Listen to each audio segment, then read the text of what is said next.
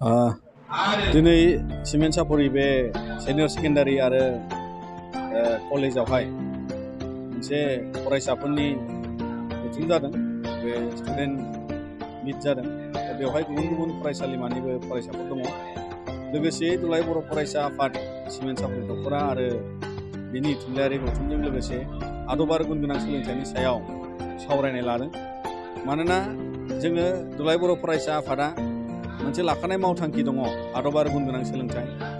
गासै बर' फरायसाफ्रा दुलाराय बर' फरायसाफ्रानो दिनैनि मुगायाव जोबोद गोनांथारै गुन गोनां सोलोंथाइखौथ' लानांगोन, बेजों लोगोसे आदब जोङो सोलोंनांगोन।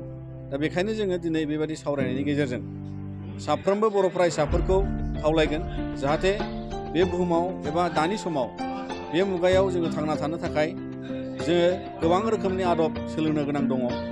जोंनि ट्रेडिशनेल आदब, जोंनि लाइफ स्किल जि गोदान गोदान आदब आरो गुबुन गुबुन जाय आदबखौ जोङो सानफ्रामबो गाव गावनि क्रिएटिभिटि, नलेज, गियानखौ फेहेरनायाव फालिलांनो थाखाय, बाहायलांनो थाखाय जोङो स्किलनि गोनांथि जायो। बेखौ जों बयबो लानांगोन।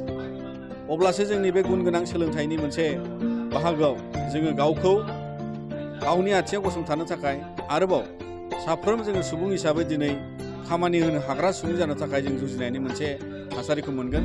दा बेखायनो बावहाय जोङो मोननो हादों गोबां फरायसाफ्रा बेयाव बाहागो लादों, जोबोद मोजां बाथ्रा।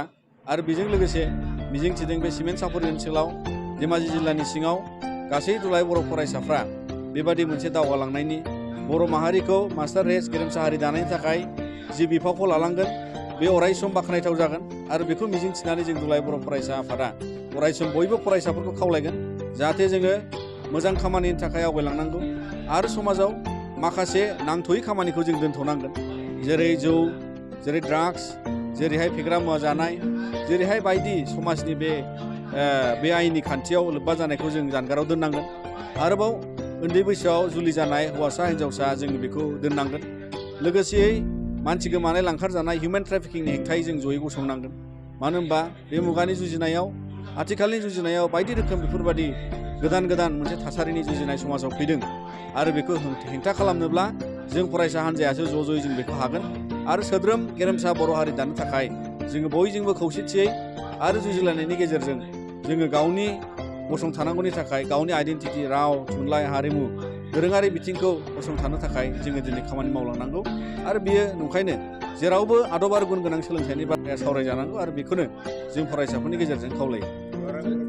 बायदि साइकेल रेले, बाइक रेले लानायनि गेजेरजों गोबां जिल्लायाव जोङो माखासे जोंनि माहारियारि मोन्थाइनि सोमोन्दै, बिसेसके हा हुनि मोन्थाइनि बाथ्रा, गावनि हाखौ बोरै रैखाथि होना लाखिनांगौ बिनि बाथ्रा, फरेस्टआव थानाय ओनसोलनि फरेस्ट राइट्सखौ बोरै जों मोनफुंनो हायो बिनि थाखाय सांग्रांथि, बेजों लोगोसे ड्राग्सनि हेंथायै सांग्रांथि, समाज बेरेखा खामानिनि हेंथायै सांग्रांथि, गोसोम फोथायनायनि हेंथायै सांग्रांथि, जों बेफोर गासै बिथिंखौ लानानै जोङो गामि गामि जोङो बेबायदि बाइक, साइकेल सालायनानै, थाबायनानै जों बे हाबाफारिखौ लालांबाय थायो। आरो बेयो जोंनि मोनसे बड'फानि मुङाव गोजोरथियारि सोलायनाय मोनसे मावथांखि, जायजों जों मोनसे गेरेमसा बा मोनसे सोद्रोम हारि दानो थाखाय जोङो गोबां खामानि मावनांगौ दं।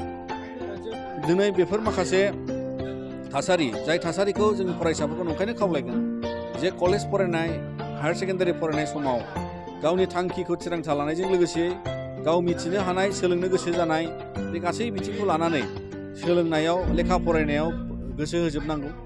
बेजों लोगोसे माबाफोर जेंना ओंखारोब्ला लोगोफोरजों, फोरोंगिरिजों गुबुन गुबुन बिथिङाव सावरायनांगौ। अब्लासो जेंनानि समाधान फैयो। आरो नंखायनो जों प्रब्लेम सल्भिं मोनसे बाहागोखौ जों अरायसम जानांगोन। दिनै बेबादि जाब्रथाय जानायनिफ्राय जोङो बेखौ जाहोयैनि हेंथा खालामनो थाखाय जोङो बयबो सांग्रां जानांगोन जाहाथे जोंनि लोगोफ्रा फरायनायाव जेबो उसुबिदा जानो नाङा। दिनै बायदि राहा दङ, स्कलारशिप दङ आरो बायदि बिथिङाव दिनै जोंनि लोगोफोरजों मोजां मोनसे बाहागोआव थायोब्ला जोङो गोग्गो सोलोंथाइ लानायाव बयनिबो मदद मोनो। दिनै जोंनि दिथागिरि बिमा बिफा बयखौबो जोङो खावलायगोन जाहाथे दुलाराय बर' फरायसा आफादनि बे जि मावथांखि बेखौ जाफुंसार होनायाव बिमा बिफानि मदद, समाजाव, गामियाव, ओनसोलाव माखासे नियम खानानै फरायसाफोरनि लेखा फरायनाय हुदाखौ बारायनो थाखाय जोङो बिफाव लानांगोन। माखासे गामिनि नियम थि खालायना लानांगोन, लेखा फरायनायनि सम आरो बेबादिनो आलां बालां जि आखल बेखौ जोङो होबथानो थाखाय रायजो समाजा जों जयै ओंखारनांगोन। अब्लासो जोंनि समाजाव जों बेखौ फेंनानै लांनो हागोन।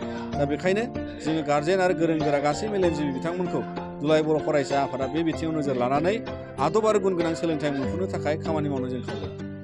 दिनै खुंगा 21थि फरायसालिमा थाखो बर' फरायसा जथुम बेखौ सिमेन्ट दख'रा दुलाराय बर' फरायसा आफाद, सिमेन्ट सापरि फरायसालिमा बर' फरायसा थुनलाइयारि आफाद, सिमेन्ट सापरि गोजौसिन गेजेरारि फरायसालि, पश्चिम जनाय गोजौसिन गेजेरारि फरायसालि, पश्चिम जनाय फरायसालिमा, लोगोसे सिमेन्ट सापरि गोजौसिन गेजेरारि कमार्स फरायसालि, बे गासै गंब्रै फरायसालिमाजों लोगो नांनानै दिनै सिमेन्ट सापरि गोजौसिन गेजेरारि फरायसालिनि न'ब्लाङाव सानसेनि हाबाफारिजों जोङो गाजा गोमजायै खुंनाय जादों। बेयाव जोङो गाहाय आलासि महरै दुलाराय बर' फरायसा आफादनि लेङाइ आफादगिरि मानगोनां मुस्रि खोरोमदावारि सारखौ गाहाय आलासि महरै जों लिंहरनानै लाबोदों। लोगोसे थांखिजानाय बुंथिगिरि महरै जोङो जोंनिनो SB बड' गोजौ फरायसालिनि लेङाइ गाहाय बारग' फोरोंगिरि सारखौ जोङो थांखिजानाय बुंथिगिरि आलासि महरै जों लिंनानै लाबोदों। लोगोसे जोंनि 20थि इन्जुर लाइसि बड'सा आयराखिखौ बेखेवनो थाखाय जोंनिनो सिमेन्ट सापरि फरायसालिमा बर' फरायसा थुनलाइयारि आफादनि गायसनगिरि गाहाय नेहाथारि मुस्रि प्रबिन बसुमतारी सारखौ जोङो इन्जुर लाइसि बेखेवगिरि महरै जों आलासि लाबोदों। दिनैनि बे थाखो बर' फरायसा जथुमजों लोब्बा लाफानानै फुंनि समाव जोङो बर' हारिनि दोरोङारि हारिमु हान्जा सुनाय हाबाफारि जोङो लादों। बेखौ दैदेनदों जोंहा मुस्रि अजित बसुमतारी, बिथांनि दैदेननायजोंनो जोङो दिनै बर' हारिनि जा दोरोङारि मुवा बेसाद बेखौ लानानै जोङो हान्जा सुरदों।